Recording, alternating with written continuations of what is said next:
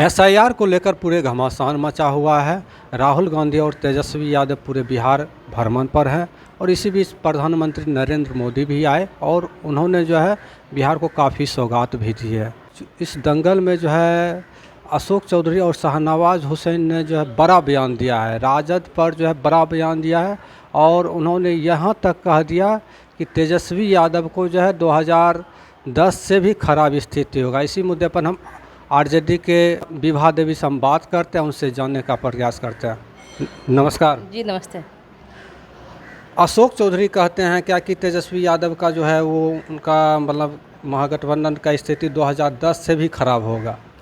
वही अशोक चौधरी के बारे में हम बता रहे हैं। वो जो नीतीश कुमार एनडीए में है, उस पार्टी का इस बार क्या जमाना जब्त होने वाला है। अगले बार 75 को से 36 या 37 पे आया था, इस बार 18-19 पे आ जाएगा। इस बार जेडीयू का सीट पूरे बिहार में 18-19 से ज़्यादा नहीं आएगा। तो अशोक चौधरी सोचे ना उनका पार्टी का क्या हाल होने वाला है। वो तेजस्वी यादव के लिए सोचेंगे, अपना पार्टी के लिए सोचे ना।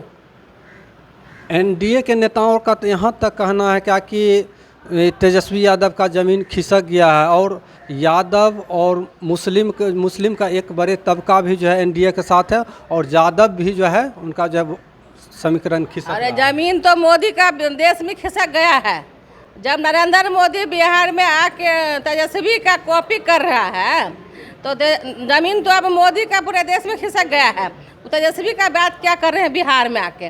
नरेंद्र मोदी जो कल परसों आए हैं बिहार में गया में, तो कुछ दिन पहले जो माननीय नेता हमारे तेजस्वी यादव जी किसी सभा में लड़का सबको मतलब अपना गमछा घुमा घुमा के लड़का सबको जो अपना कर रहे थे, तो वही एक्टिंग मोदी ना सो कल एक पुल पे खड़ा होकर कर रहे थे।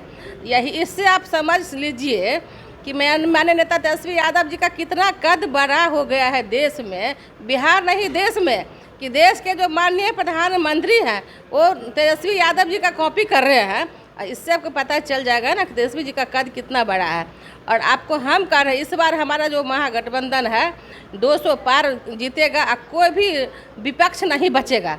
बिहार में इस बार विपक्ष नहीं बचेगा और महागठबंधन 200 के पार जाएगा। सत्ता पक्ष का एकदम कहना है क्या कि विपक्ष का एकदम खराब स्थिति रहेगा और वो जो है मतलब कि पूरे खिसक गया है। ऐसे ना जब लोग को घर छोड़ना पड़ता है ना, तो घर देख के फुट फुट के रोना उसको आता है कि जिस घर में हम 20 साल तक रहे हैं अभी घर छोड़ के हमको जाना पड़ रहा है। तो अशोक चौधरी है ना, सत्ता का मलाई 20 साल से खाए हैं, कभी कांग्रेस के साथ रह के तो कभी जेडीयू के साथ में रह के। अब अशोक चौधरी को लग रहा है ना कि अब तो नीतीश कुमार का सत्ता जाने वाला है, तो हम कहाँ रहेंगे। तो सत्ता जाने वाला है, तो इसीलिए अशोक चौधरी का ना मन बखला रहा है। एनडीए के नेताओं का तो यहाँ तक कहना क्या कि एसआईआर के मुद्दे पर जो है लोग को गुमराह कर रहे हैं। पिछले लोकसभा चुनाव में भी जो है वो मतलब कि गुमराह किए थे और जनता सब चीज़ जान रही है, सारा चीज़ बता देंगे। सोच रहा था ना एनडीए कि वोट बिहार में काट देंगे, जनता के वोटर लिस्ट से नाम काट लेंगे, अब वोट चोरी करके फिर से बिहार में सरकार बना लेंगे। मोदी का पोल खुल गया है, एनडीए का नेता का भी पोल खुल गया है।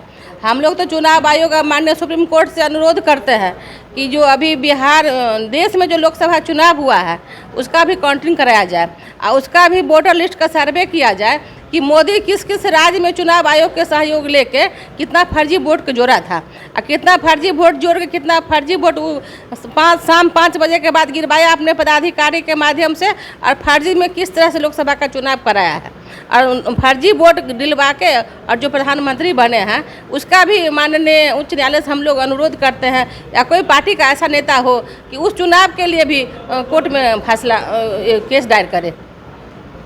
एनडीए के नेताओं का कहना था क्या कि पिछले दिनों जो है आरजेडी के 2 विधायक जो है एनडीए में आए, बीजेपी में आए और उनका कहना था है क्या कि अभी तो ये समय है, आगे देखिए जो है आरजेडी के नेताओं जो के पतझड़ की तरह। वो तो देखिए जब चुनाव आता है ना तो इधर का विधायक उधर, उधर का नेता उधर, उधर ये तो प्रजातंत्र है, शुरू से होते आया है और होता ही रहेगा।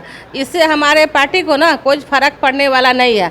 हमारे नेता तो एक कार्यकर्ता बोला था कि भैया इसको हटाना है, तो बोले कि हाँ हटा दिए। हमारे कार्यकर्ता का जो नेता है वो कार्यकर्ता के सुनते हैं।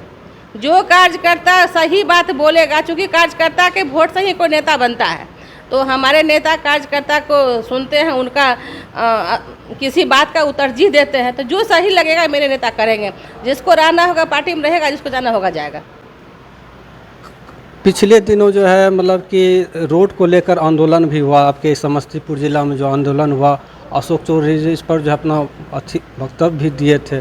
देखिए वहाँ पे एनडीए का विधायक भी थे, अमन हजारी वहाँ कुशेश्वर से एनडीए का जदयू का विधायक भी थे, और वहाँ से लोजपा की सांसद संभावी चौधरी है, और अशोक चौधरी जो हैं उनके पिताजी ग्रामीण विकास विभाग मंत्री भी हैं, जो रोड और सब देखते हैं।